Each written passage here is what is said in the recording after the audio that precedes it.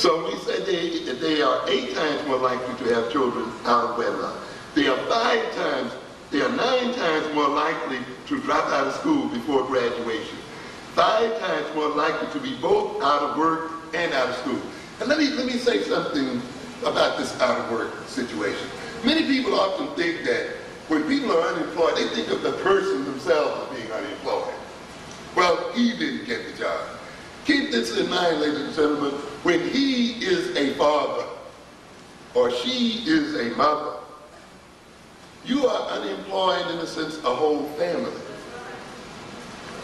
When a young man is not getting a job, you're talking about a young man who, though he's had a child out of wedlock, cannot marry because of the uncertainty of his income or the instability of his income. Not only then is he reluctant to marry, or is the woman reluctant to marry him because she doesn't see any material gain as a result of marrying him, or the system organizes its support to her in such a way that says, in a sense, you have to keep them outside in order to get minimum support. In addition to that, a psychology is produced within the family. When a man is unemployed or a woman is unemployed, there is a psychological dynamic that develops in the family. The man's dealing with his own masculinity, his own inability to provide for his family, his concern with his authority, which is based on his ability to provide. The attitude often of the woman, he's still thinking often that he should be the final word and the final authority, until one day she tells him, I'm earning the money in here. And I'm the one who's responsible for keeping this family alive.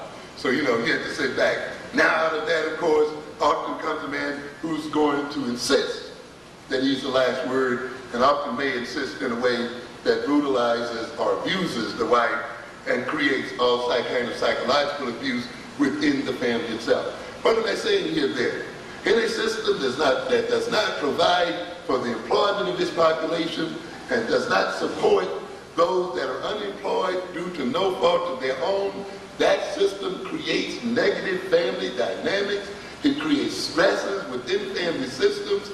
It creates stresses within communities. It creates traumatic relationships between people. And out of these stresses and confusions and uncertainties and so forth arises violence. And that violence is going to occur within that family, within that community, within that race. And then we'll have the outside community saying that this family or this race or this group is violent innately, that we have nothing to do with it. We have here then that these youths who are out here dropping out of school and so forth are 4 times more likely to be forced to turn to public assistance for basic income support.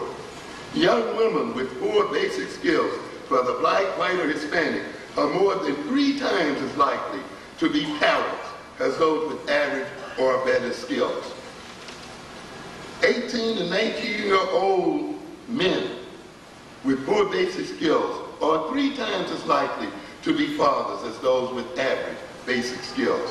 The federal Chapter 1 compensatory education programs supports remedial education programs serving poor children, but this cost-effective program, that is, if you invest on the front end of these children's education, these children will come to contribute to the society and cost the society far less than not investing. But we have a system here, and we have a state here that is paying now almost $50 million a month for prisons, and yet will cut the budgets in schools, as we see here in New York City, will cut budgets in city universities and its universities and schools, particularly now that they are black, and then pay out millions and millions of dollars in order to incarcerate black males. It's a backwards type of system. By investing, and they're willing to pay from from $30,000 to $50,000 a year per inmate to put a black men in jail, and they have millions of them in jail. As a matter of fact, so many that they could make up a city as large as Detroit.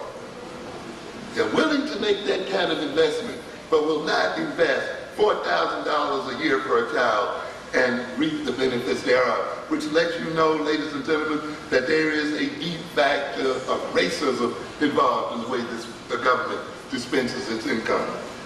Time is going rapidly here. Let's see then. So they fund these programs to only about half, for only half of the low-income students in need of its assistance. Between 1979 and 1985, federal funding for Chapter 1 dropped roughly 29%.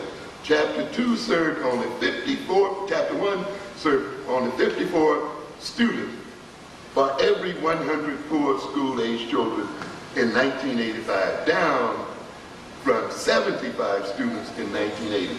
So, 1980, yes, we're getting a regression. So let me sum up this segment here.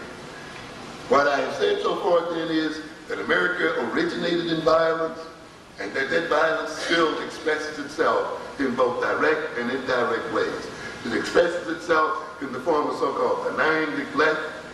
It expresses itself in terms of the cutting of programs, the transfer of wealth, the underfunding of education. It expresses itself by the kind of psychological dynamics it creates within the black families and in the black community. It expresses itself in terms of the general values of this country. We don't have time, of course, to talk about the nature of this so-called market society, which projects personal